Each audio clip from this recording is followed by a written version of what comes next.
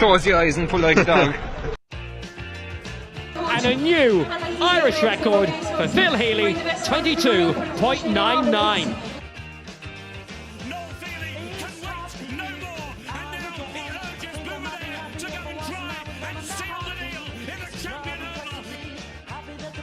Christy Cooney hands over the Sam Maguire Cup to Graham Canty, Cork All-Ireland champions for the 7th time ever.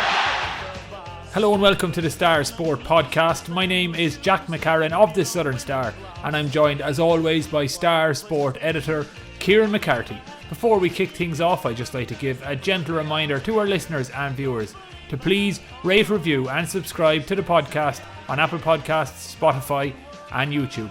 It's a Celtic Ross Hotel West Cork Sports Star Awards special this week on the show. Coming up in a few moments, we'll hear from the Ballineen Bullet Phil Healy, who on Sunday evening became only the 4th athlete in the history of the awards to claim the title of West Cork Sports Star of the Year for a second time. We'll also chat to Christine O'Neill of Courcey Rovers. The county senior camogie champions were named the winner of the 2020 Special Achievement Award at the annual ceremony, which was streamed live on Sunday evening.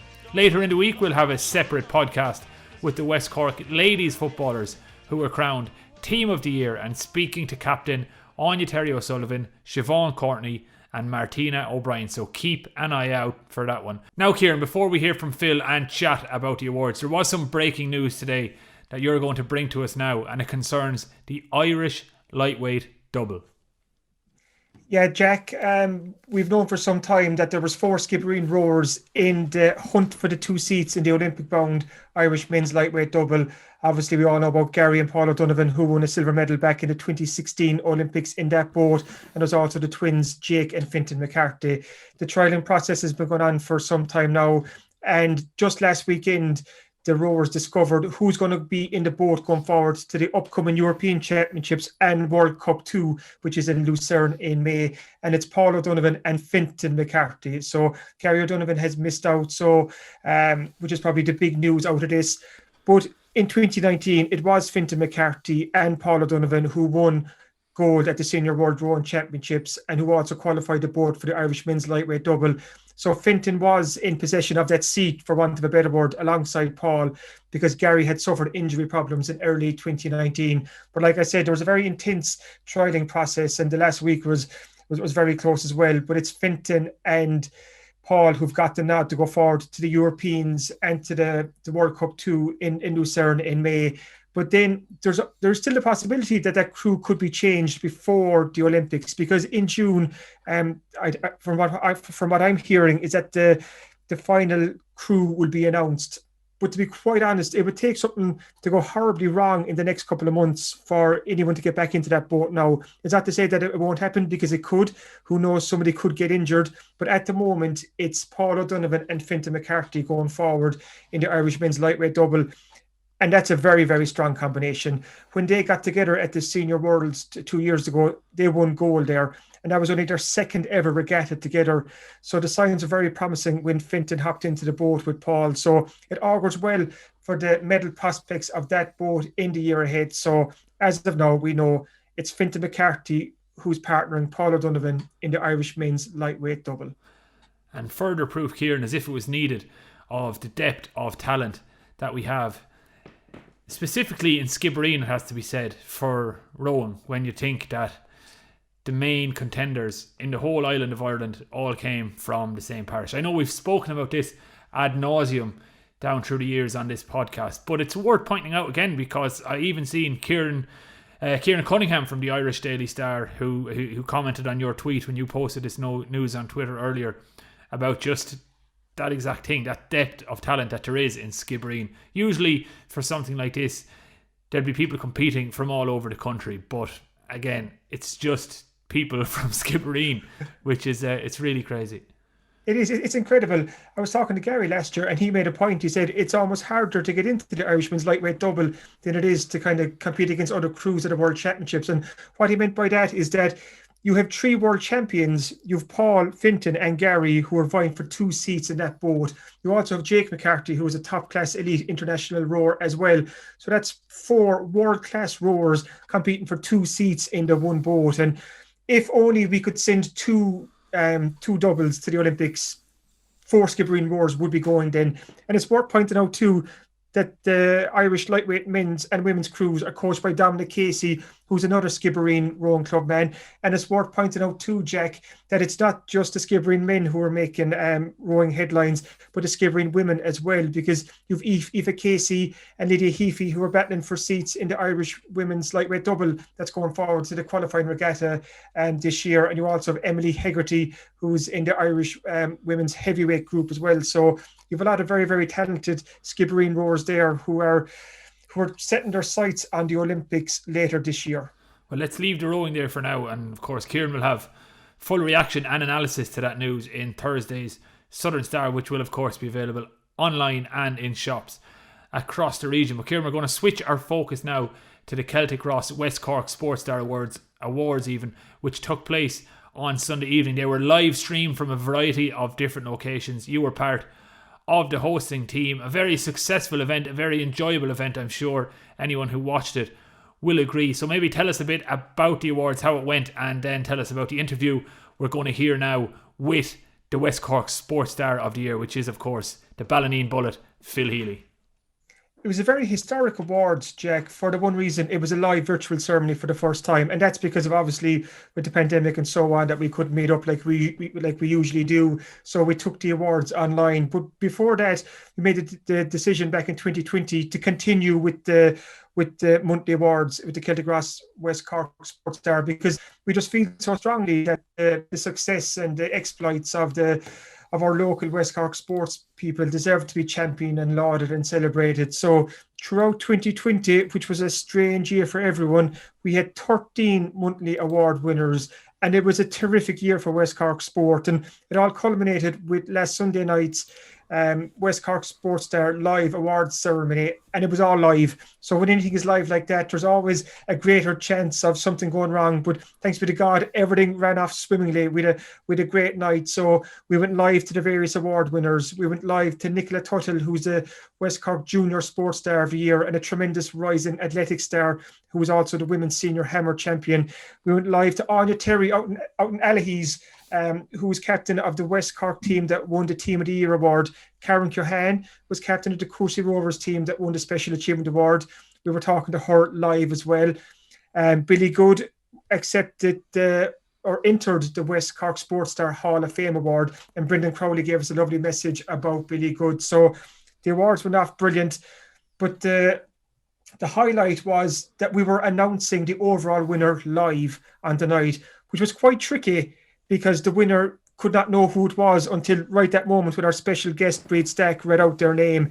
So what we had to do in the background, we had to enlist the help of some secret agents to help us carry out our task. And our secret agent here was none other than Phil Healy's mother, Phil, who played an absolute blinder here, because she kept her daughter, Phil, in the dark for so long.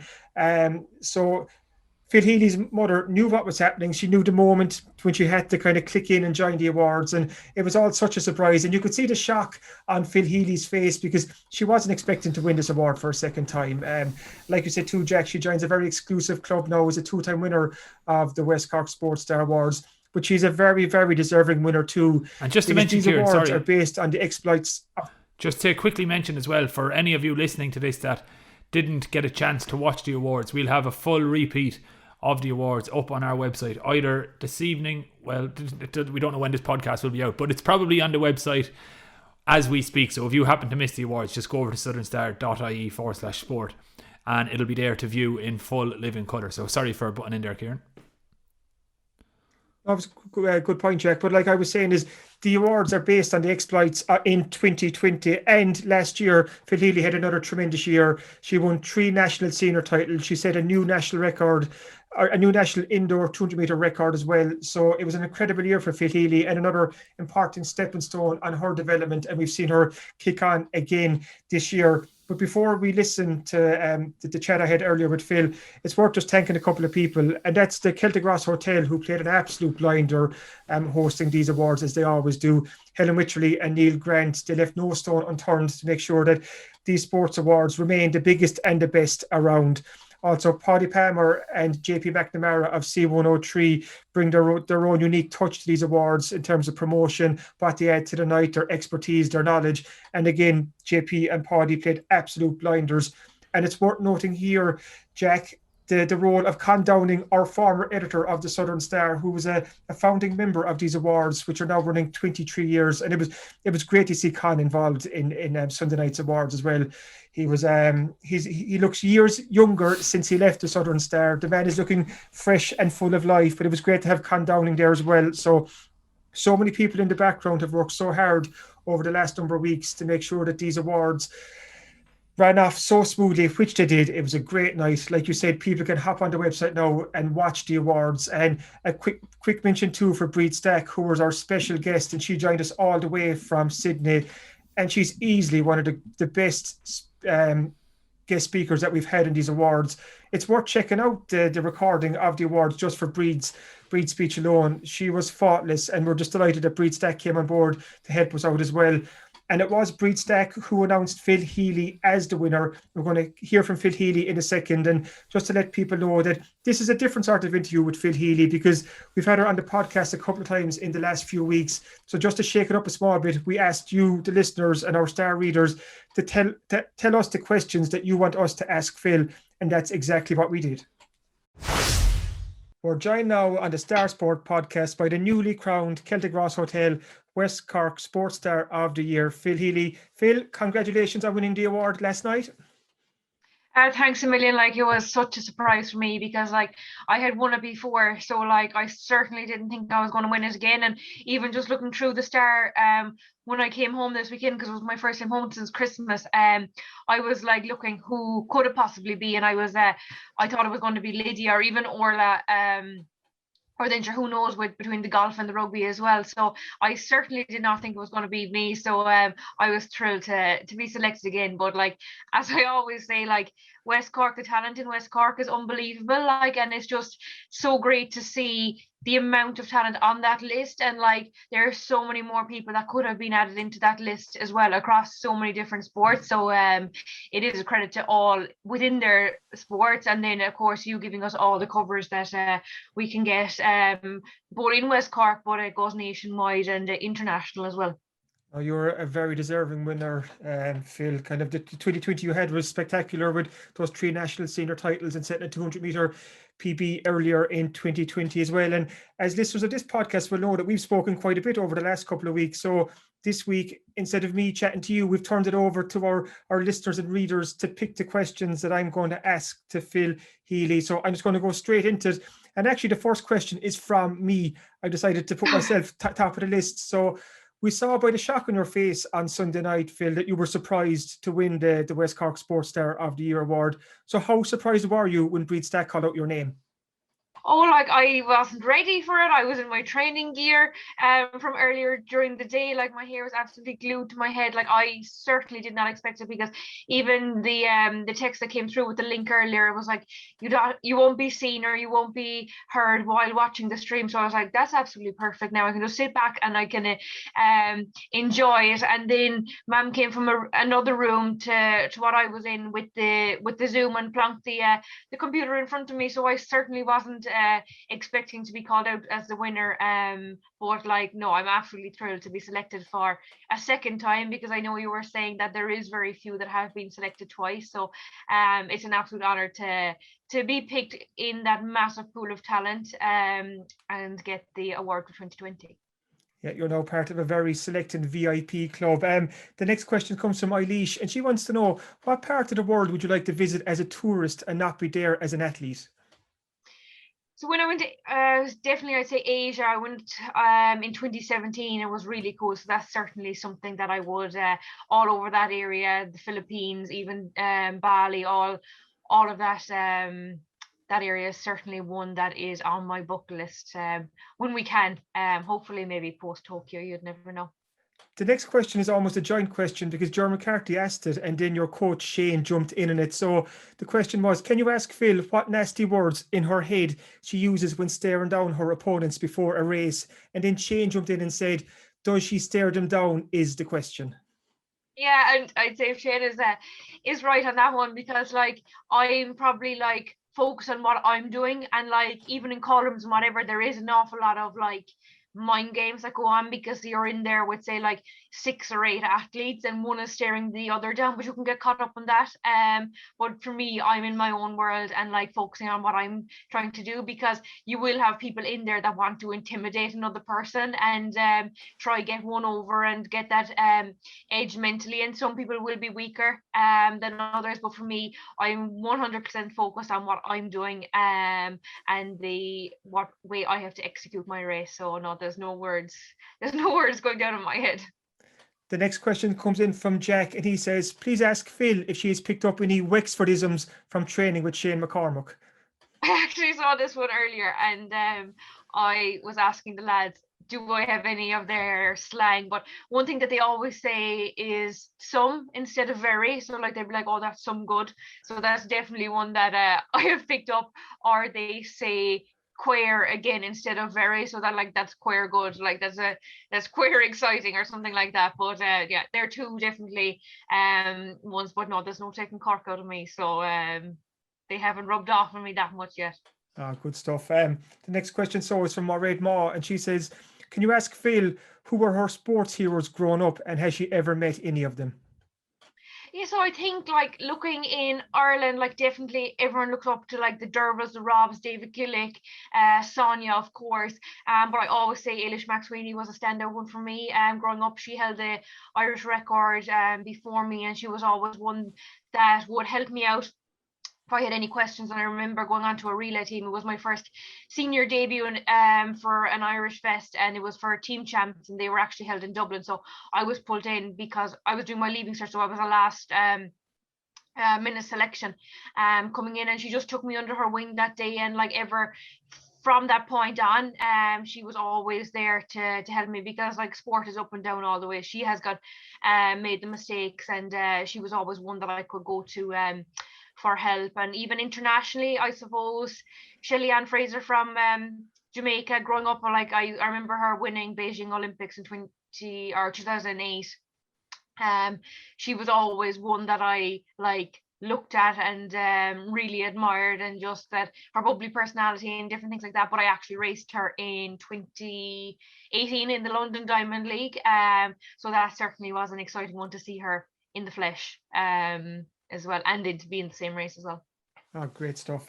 Next question from James Hendicott. He goes, can you ask Phil how her mentality has been impacted by Corona training wise? He said she's clearly come out of it well. Maybe we can all learn how. So I suppose with the Corona going on, how has that impacted your mentality in terms of training, and how have you kept going?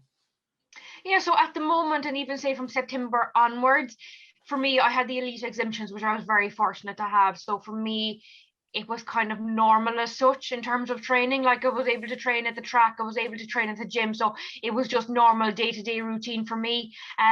There was a bit of changes. Say on Sunday, we wouldn't have access to the track. So we used an Astro pitch in WIT Arena instead. So that was a change of environment for me for a Sunday session, but something that I just had to get over, because I had no other choice. There was no track open on a Sunday. Compared to pre-COVID, it would have been open every Sunday. But yeah, so once I had the exemptions, it definitely became easier. Say if you rewind to this time last year, it was the time where I had moved to Curracloe. I was in isolation training on the beach. That was a lot harder because it was a different environment. There was still so much unknown at that point. Olympics hadn't been cancelled. So I was seeing other athletes in other countries training away in their normal facilities, and we had nothing here. So that was definitely tough. For even during the summer, Shane pulled back the intensity intentionally, but as the athlete, you're always like trying to push things on, and I'm like, no, Shane, this isn't good enough, this is not where I should be. Even though he had a plan in place to like pull me back, because we had an intense year after year, it was the perfect timing for it when things didn't count. So I definitely have a good team around me, with Shane, and like between physio, sports psychologists, and everyone is there to help me through it. But you just have to focus on what you can do day to day, to be honest. And like away from sport, it certainly is challenging because I can't come home as often, and there's so much risk involved with it. Even say my housemates, they don't go home, they make the sacrifices as well, just because of mixing and just not seeing friends and different things like that.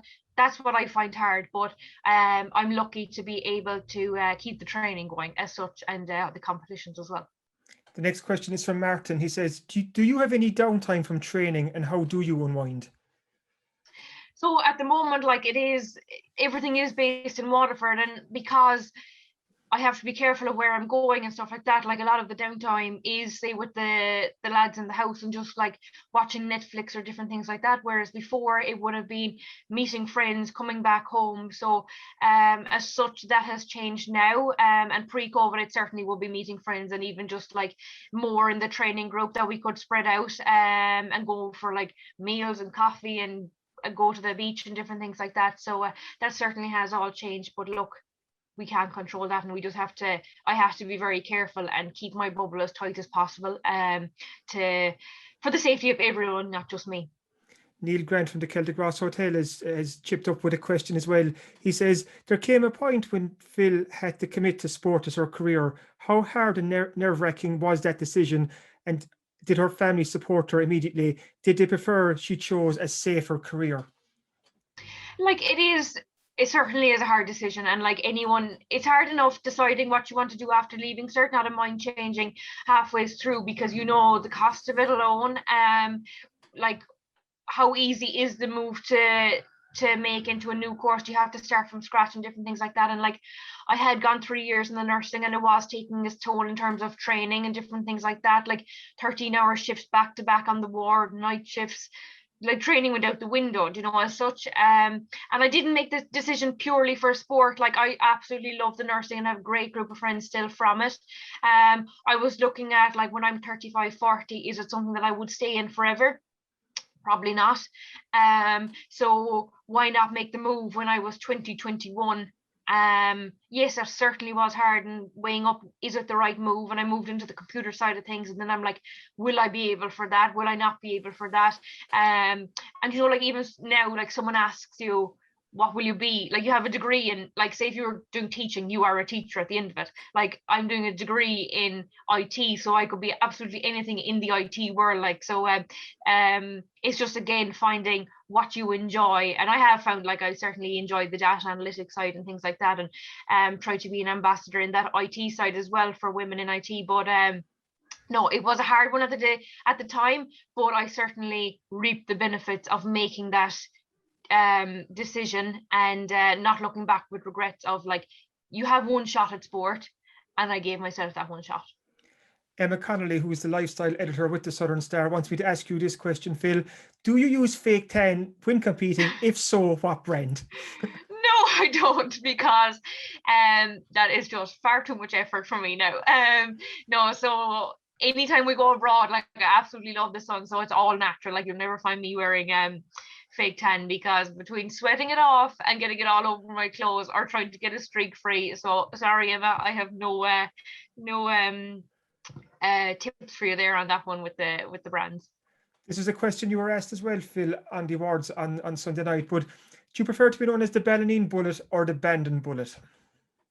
To me, like I represent Bandon AC on a national level and international level, so that's definitely where the Bandon side comes from. But like growing up in Ballineen, like all my life, going to school there, it's where I'm from, so it's certainly great to represent the village as well and be associated with Ballineen, because like yes, I went to secondary school in Bandon, I compete for Bandon, but I don't live in Bandon, so for me it's the Ballineen Bullet all the way. But sometimes they get mixed up, so I'll take either. We got a question too from Glengariff GA Club, and they said, ask Phil whether she's enjoying the 400 metres or the 200 metres more at the moment, and whether she sees herself moving back down to the 100 metres where you hold the national record. So in terms of the 100, I think it'll be more for changing things up and having a bit of fun. It certainly won't be a main focus at any point. In terms of indoors, I certainly enjoy 200 meters indoors, and I wish they would bring it back into a major championship. They had it there years ago, but they took it out because of unfair advantages and stuff with lanes. But right now as we go into outdoor season. The 200 will definitely be the focus, and I would enjoy 400 meters indoors maybe more than 400 meters outdoors. But look, each has their own challenge and each is a different event, so it's good to have the options to change it up and not be cracking over one if it's not going to plan. The next question is from Conor McCann, and he wants to know what changes were made to your training regime to step up from 200 metres to 400 metres, and were there less emphasis on pure speed work and more on strength and speed endurance? So, like, from every athlete is different, and like I even look at athletes that were in the training group, and if they're training for 4s or training for 2s, they could be doing something completely different from me. So for me, even if I'm training for 2s, I need to train as a 400 meter athlete. That's just what works for me. So for me, when I was stepping up from the 2 to the 4, there was an awful lot more of 500 meter, 600 meter reps. And that's what I need to do. I need to cover the distance where another athlete may not necessarily need to do that. But Shane takes care of all of that. And I do know my own training inside out as well to an element. And I'm like, Shane, this needs to be added in there now. And this needs to come in at another point. But bike would be a big element of ours as well. And because of the 400 side of things, Shane takes care of all of that, and like for me is basically just turn up to the track. He certainly would ask for input of like, what do you think should go here sometimes, or what do you think should go there. So for me, I'm learning along the way as well. But in terms of speed, again, pure speed never worked for me. Again, it works for another athlete. I get the speed out in longer reps. Like I could be doing like 80s, 120s, and I get more of a high speed in that in comparison to doing like 20 meter flies. But again, that's just what works for me. My better half wants to ask you, what is your go-to food after an event when you know you can eat whatever you want? Oh, it's definitely, like, for the last few times now, it has been pizza. So definitely pizza, and then in terms of treats, it's ice cream, or like crisps and chocolate. Yeah, they'll be the ones. What's your thoughts on pineapple on pizzas?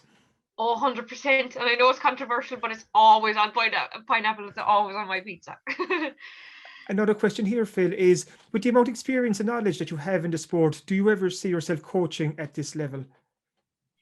Like, coaching is such a tough job, and like it's so admirable to everyone that gives up their time, because like you see other sports and like you then see Shane, and like he's a professional coach, but it's a hobby as such, because he's not paid to do it. And then he could go into another sport and he's paid full-time, or you look at a different country and he would be a full-time paid coach. So it's a massive sacrifice in terms of like your daily life and family life and different things like that. So I don't know, would I be a coach? Would I have, like, I definitely have the eye for some of the things and I will be pointing it out, but would I have the patience is another story for waiting for people to click on. But no, like, you have to have massive admiration for anyone that gives up their time in any sport on a voluntary level, and competing at the highest level within their sport as well. A second question from Martin Walsh here is, in terms of diet, what are the absolute no-nos? So for me, it's just like a lot of it is around timing. So like I'll just have to look at the demands of the session. So like I don't need to be eating like bowls of pasta for like a session the day after. That isn't like demanding. So I just have to look at the demands of the session and around timing, fueling correctly. That is the one for me. But then you just have to be careful with around like all the sweet treats and stuff like that. And I see the lads and they are eating packets of biscuits and stuff like that blowing my house, and they can just burn it off quicker than me. So for me, I just have to be careful on that side of things. We got a lovely question from Paddy Duggan. He said, love to hear the amazing Phil on the influence of the home, her parents and family on supporting her from a little girl to an international athlete, the sowing of the seed in the sport that led to her excelling, mom, dad, her family, their encouragement. Let's hear more. So I think what Paddy wants to know, I suppose, is about that support that you got at home to help you along your journey. 100%. And like Joan would have led the way, and like she was the quick one, and she was known as the runner always. So I was more following suit with her when she was it was actually Johnny Caulfield and his wife Grania that encouraged Joan to join the athletic club after community games was set up here in the parish. So I just followed suit and kept her company, and I was doing the camogie and the football and all that along the way. So like we always had the support in terms of driving us here, there and everywhere for training, competitions, flying abroad, like no matter what it was in terms of like physio, everything, like there was never no stone unturned in that point of view. And it definitely was hard as I went through the levels, because like even Joan went to college in Cork, I went to college in Cork, my brother went to college in Cork, and like moving away then to Waterford is like, it's a big move as such. So like I probably led the way in that kind of regard, where I wouldn't be home as often, so that certainly was more challenging for everyone at home, whereas like when mom is up in Cork or whatever, she can just call into us. So it did change in that regard, but they know what it takes, they know the sacrifice that is required, so it certainly was supported and accepted. But it is hard for any family when you are away so often, and like even mom was asking me when am I going to be back again. Like I have no clue, like I literally don't, because of restrictions and safety and like travel and different things like that, and I can't be putting them at risk either from wherever I'm coming from. So like it is hard, but it is well supported always. We're down to the last two questions now, Phil, and the next one is, do you see yourself going for another Olympic cycle, and do you think you will continue to base yourself in Waterford? So I'm 26 now. The next one will be in 2024, so it's going to be a 3-year cycle instead of 4-year cycle. And because of all the postponements of major championships, it's literally bang bang with major championship after major championship, and there's 3 of them in some years and there's 2 in other years. So I definitely do see 2024, and like I'm definitely only coming into the peak years of my career now, and exploring even like the 400 more and pushing things out there. So yeah, I definitely do see it going longer, and it certainly won't be ending anytime soon. And in terms of Waterford, like it is where my training group is based, is where Shane is based. Like I've done my time in Cork, and like it is really hard without a coach or training partners, and that is the missing piece of the puzzle. So I certainly will have to stay in Waterford definitely over the next few years. But like when you're working from championship to championship, the time flies by. So like it will be over before you know it, and like when you're fit and healthy to do it, why not keep going? And there's plenty of time for working at the end of the day. And the final question is for me again. You've 2 younger brothers, Diarmuid and Padraig. So what do they think about their big sister being the fastest woman in Ireland? And does it mean when you eventually do get home to Ballineen that you can get away with murder and put the feet up and rest? I try to as much as possible, but you know, like when you just walk in the door, like to me it's just like it's normal, and like I certainly would be a messer with the 2 of them, and like the 2 of them together are just like are comical. So there is an awful lot of messing that does go on, and we'd be driving mom up the walls with the messing. But like even when they were in school, they were like, oh, the teachers would be saying, oh, your sister this, and they were like, oh, just go away from me with that, you know. So, or even like my brother works in the village, and he'd have them all coming into him commenting on it. But no, they certainly enjoy it, and they know what it takes. But like even Padraig, he's the youngest, he's doing his leaving cert, like there's certainly an athlete in him. Like he under 12s, I remember he won community games All Ireland, and he didn't even train or anything. So hopefully in time we might take him from the GA and convert him into an athlete. Good stuff, Phil. No, I really enjoyed that Q&A with you. And I suppose before we finish up, just a hat tip to your mom, who played a key role over the last couple of days, because we had her on side to help us with the announcement of the Sports Star Award on Sunday night, and she kept that secret for a couple of days. Fair dues to her. So how did she keep that a secret from you for so long? I have no clue, because I would be like so clued into those type of things. And like even when we were setting up the Zoom, I was like, Mom, will you give me your laptop there, because I didn't bring home my laptop? And she was like, oh no, it's not working. It hasn't been working with the last while, and like I wouldn't be surprised with that, because Mom and technology now like wouldn't go hand in hand sometimes. But she had the laptop set up in another room, so I didn't even ask any more questions about the laptop. But no, I don't know how she kept it a secret, and got everything working and on time and everything. But yeah, there was no inkling at all from my behalf that that I was going to be the winner. So she certainly had it well hidden. She's a career as a secret agent ahead of her if ever she wants one. So no, just congratulations again, Phil, you're deserving winner of the West Cork Sports Star of the Year award, and best of luck over the next couple of weeks and months as you build towards a huge summer. Super, Kieran, thanks a million. Thanks for listening to the Star Sport Podcast, #1 for sport in West Cork. Courcey Rovers, the county senior camogie champions, were named the winner of the 2020 Special Achievement Award at the annual Celtic West Cork Sports Star Awards on Sunday evening. Kieran, you caught up with Christine O'Neill to chat about their season last year and also their delight at winning the award.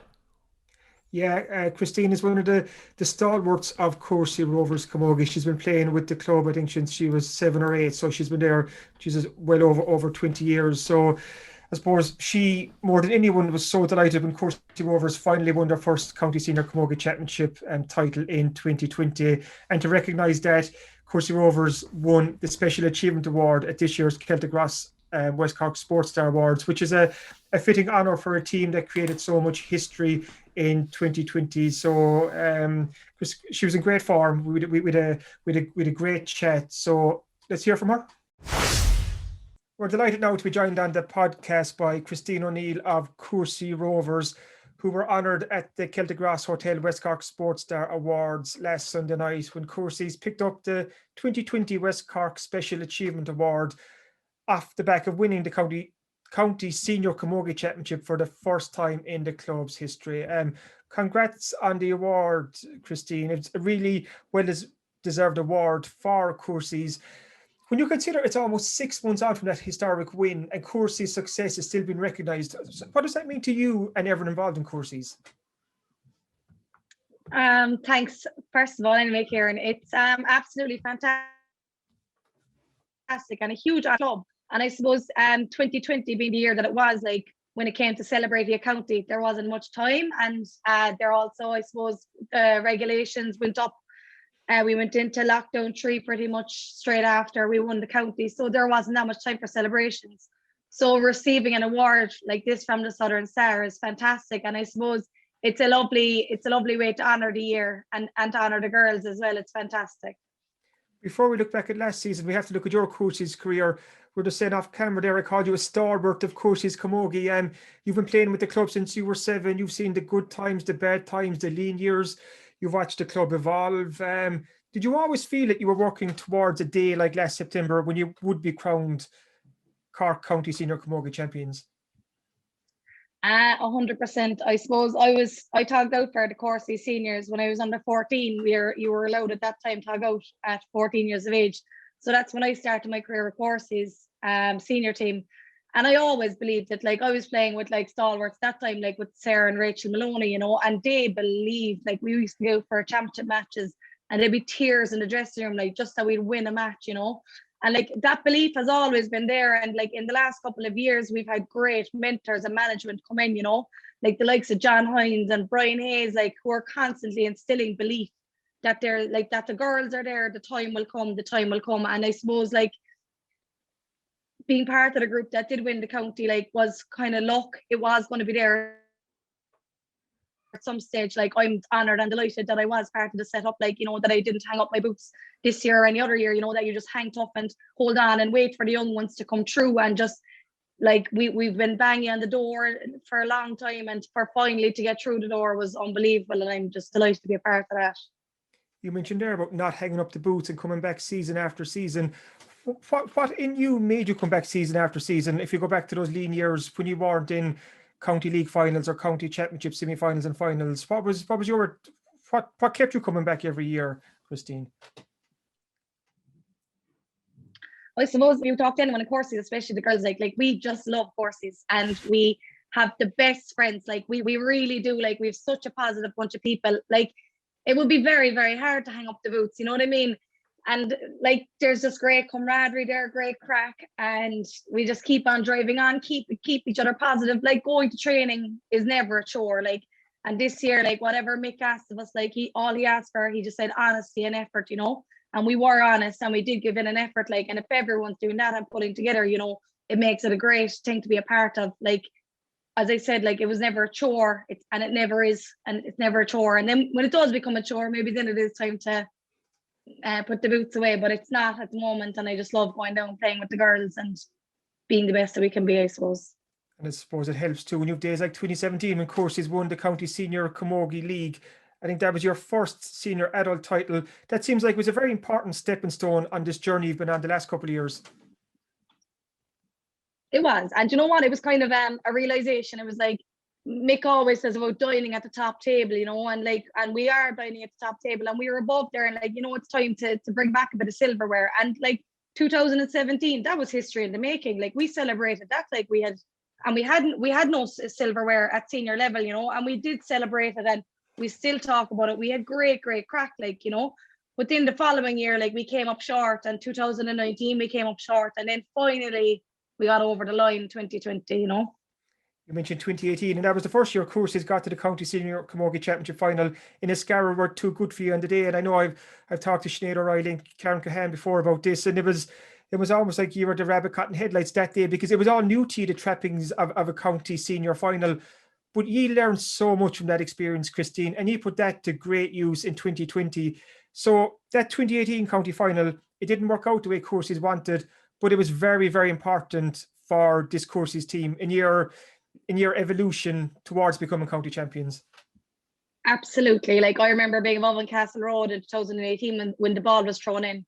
And as you said, like, rabbit caught in headlights, like, there was ball going under our legs, it was going under our arms, like, and like, you know, when you're on the big stage, like, if someone gets stage fright, like, that's bad. But if like nearly the starting 15 are all just there looking at each other, like, we didn't know what to do with the occasion, you know, and we took an awful lot from it. And like, Tog out in 2020 to get out to play them, we couldn't wait. We knew it, like, we knew before, we knew we're going to win, we're better than them, you know what I mean? We knew that, and we had that belief, and that came from management, and I suppose it came from within our own camp all the time, the girls pushing each other on, like, but we knew this time we had them, you know, and it was just a matter of going out and playing and putting up the scores and finishing out the match, you know. We had it.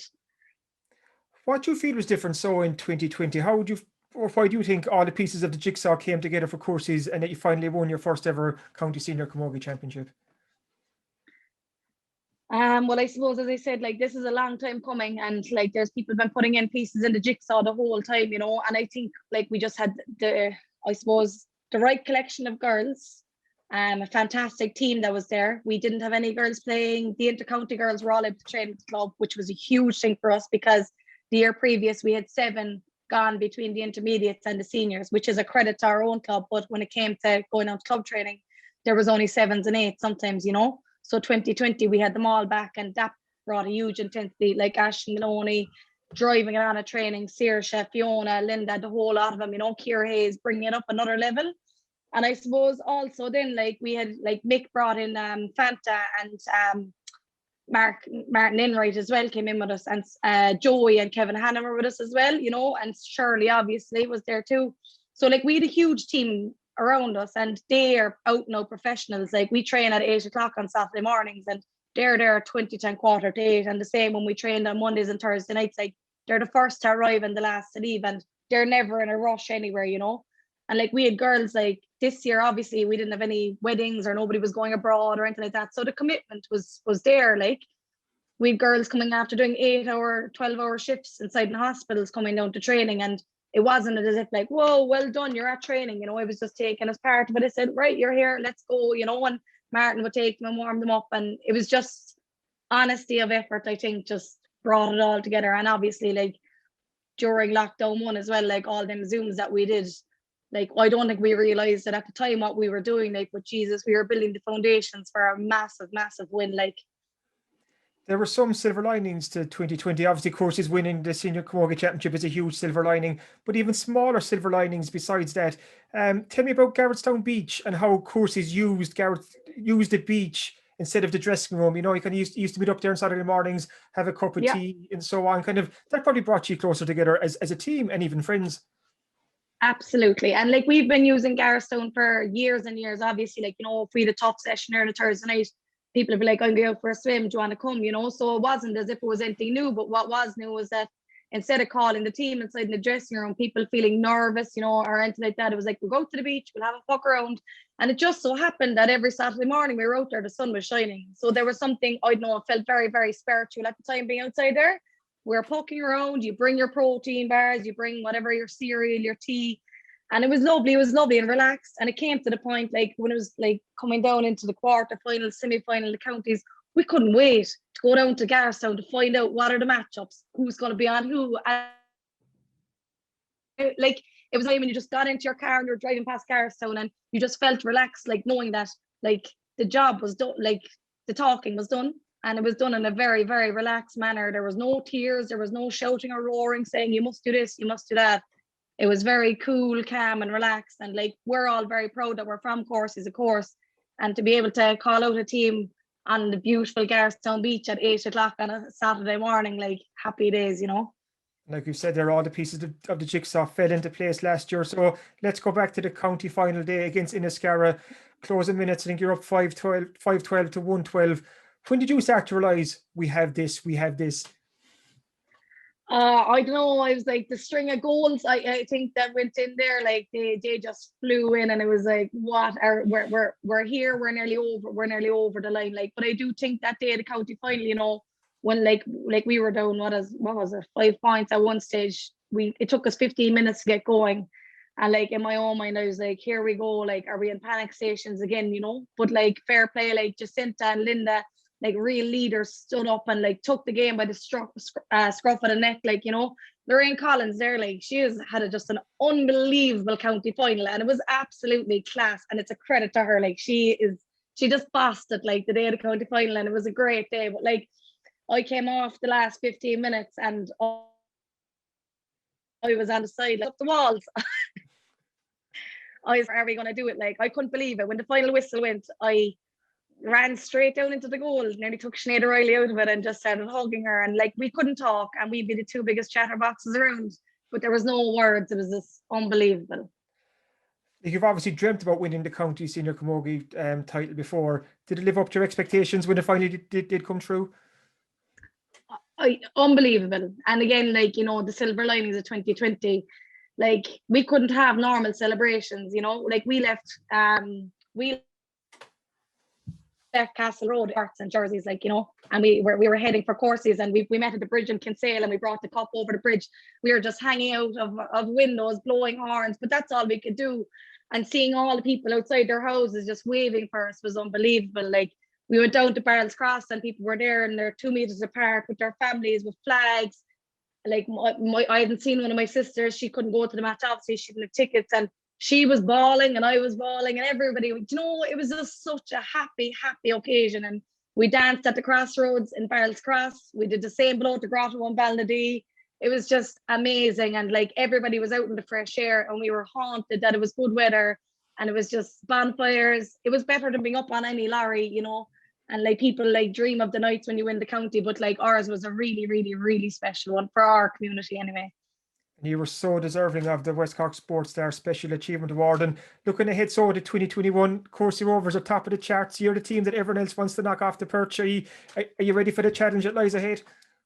Yeah, we're ready for it. Like Shirley Maloney says, we've our mark on our backs now, so like, we're setting the standards for ourselves, and like, we're driving on. And like, as I said, like, we just really enjoy playing the game, and we're like, the lads set the standards for us at training, like, and we're more than happy to meet them as best we can, and roll on 2021, and hopefully it'll bring something positive.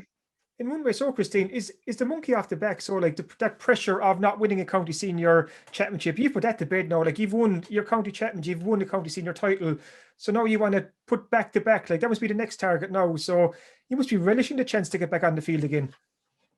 I suppose we can't wait. Like, 2020 was a short, compact season, which suited us. Like, we had a championship match nearly every Sunday. Like, it was brilliant, So if the same thing came again, you'd nearly take it. Like, if you knew you were going to be playing championship after championship. And yeah, I think like, people below in courses are standing that bit taller.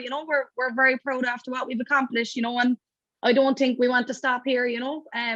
Like, winning a county behind closed doors, fantastic, but like, you kind of want to do it in real style as well, I know there's a huge year for courses ahead. And I'm going to finish up, Christine, with a very unusual question, because this Star Sport podcast, we asked the tough questions, and we had you on the West Cork Minute last year. And one of the questions we asked you was, what question would you like to have been asked in this interview? So now I'm going to ask you that question here now, because you can answer it. So the question Christine wanted to be asked was, would you rather have fingers for toes or toes for fingers? And I think that's a question everyone's answered. So how would you say, Christine? Oh my God. I think fingers for toes, because I couldn't be looking at the toes on my fingers. They would just freak me out. I don't really like feet. So I think I'd go with fingers for toes instead of toes for fingers. As usual, the Star Sport podcast with all the exclusives. So, Christine, thank you so much for joining us here. Congratulations again on winning the Special Achievement Award, and best of luck for the season ahead. Thanks, Kieran. Thanks, Southern Star legends. Thanks for listening to the Star Sport Podcast, #1 for sport in West Cork. Welcome back to the Star Sport Podcast, and of course, before we wrap up, we always like to take a look at what's coming up in this Thursday's Southern Star Sports section. And Kieran, I guess there'll be a lot of the fallout from the news that Paul and Fintan have been chosen in the lightweight double, and also coverage from the awards. Yeah, we're going to have plenty of coverage of the West Cork Sports Star Awards in this week's paper, so it's well worth picking up as a souvenir for all of the award winners, their family, their friends, and so on. So that's worth checking out. We also have the news that Cian Hurley is the latest West Cork man to line out for Munster. He's the Clonakilty player who made his debut against Benetton last Friday night. So the West Cork rugby conveyor belt is really in overdrive, and it shows with that 16-page rugby special last week that I suppose shouted from the rooftops that West Cork is a hotbed for rugby talent. So it was very timely of Cian Hurley to make his debut on Friday night to coincide. But not quite timely enough from some of our social media followers, Kieran. Yeah, as good as we are, and I think I said it on social media, I can't predict the news, because Cian Hurley was announced in the Munster team on Thursday, and by that stage the Star was already on sale. Yet some people have took to Twitter to ask me why Cian Hurley's news wasn't in our sports special. So I apologise for not being psychic, but there'll be plenty of Cian Hurley in this week's Southern Star for everyone, so that's well worth checking out. We also have an interview with Charlie Lyons. He's the Inishannon soccer star who plays with Cove Ramblers, and Cove kick off their first division campaign with a tasty derby against Ronan Hurley's Cork City this Friday night. So it's a good interview by John O'Shea with Charlie Lyons. So we've loads going on in the Southern Star as usual. So well worth picking up this Thursday. Yeah, as Kieran mentioned, it will be available in shops across West Cork and across the world if you want to pick up a copy online, because you can actually access the Southern Star. I don't know if I've ever mentioned this on the podcast before. On our website, just go to www.southernstar.ie/e-paper, and you can read the Southern Star on your computer, tablet or smartphone for less than €2 per week. So an absolute bargain for some of the best sports writing in the country. Thanks for listening to the Star Sport Podcast. And you can do that from sorry Jack, you could do that from the comfort of your own sitting room. You don't have to get off your arse, and you can read the Southern Star Sports section, which is ingenious. Yeah, if you're spending time scrolling on your phone anyway, why not scroll through 16 pages of brilliant West Cork sport, or however many pages are in the sports section this week. Thanks for listening to the Star Sport Podcast. We'll be back at the same time. Oh no, I always make this mistake when we have a second podcast coming out this week, because I just read straight from the script like Ron Burgundy. I'll read whatever is on the teleprompter. But there is another podcast coming this week. We're going to chat to 3 members of the West Cork Ladies after they were named Team of the Year at the Sports Award. So keep an eye out for that. Probably on Wednesday, I'd imagine we'll get that one out. So keep your eyes peeled. If you enjoy these shows, we'll finally wrap up. Please make sure to rate, review and subscribe on Apple Podcasts, Spotify, YouTube or wherever you get your podcasts. Slán Tamil.